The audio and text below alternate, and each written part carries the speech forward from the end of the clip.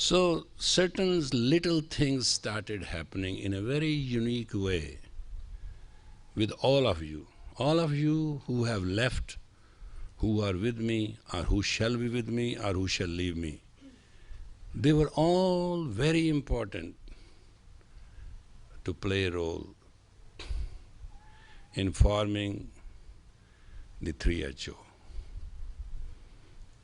a lifestyle of the age of Aquarius, a lifestyle where human shall be nothing but purely human first and will do everything graciously around itself.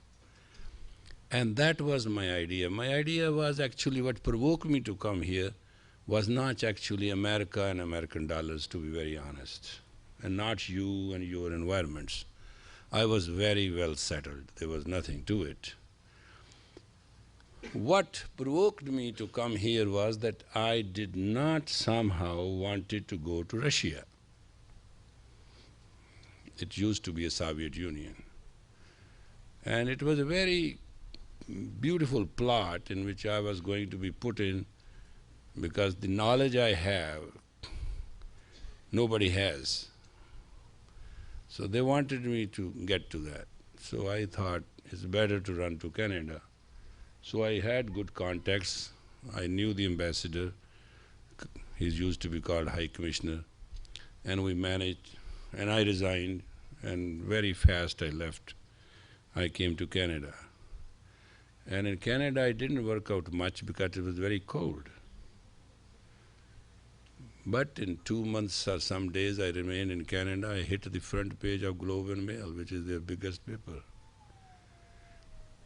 So I walked on the snow with newspaper tied down around my foot because I didn't have a shoe and my feet are very wide, nothing fits normally. That's why we built a factory, shoe factory.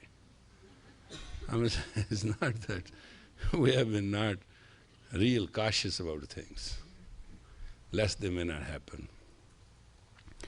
I am very rich, I'm very grateful, and you are part of that richness. That's my real richness. But believe me, as I came with nothing, I shall leave with nothing, and I own everything as nothing.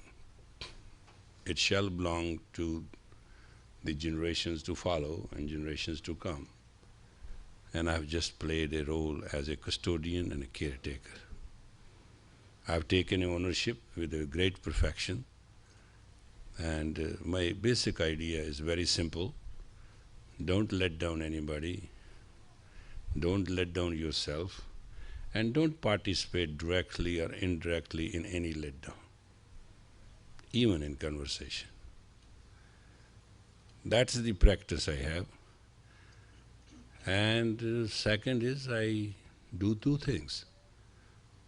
I'm very straight and simple, and when I'm diplomatic, and it's unfortunate for the other person, I say it with a smile. But when I am teacher, I am very, very rude. I can chisel a person to death, because then it's my fight against the misfortune of the other person, and I can see it. To me, it is slaying the dragon, and I don't hesitate to do it. So when I'm very cruel, it's a very simple system. There's no relationship between stone and a chisel, and that's the relationship between a student and a teacher. And you may not understand as Western what a teacher is. Teacher has no investment in his own life and his environments and in his greatness except a great student of tomorrow. You must understand that. Teacher greatness is not how great teacher is. Teacher grace is not how vast he is.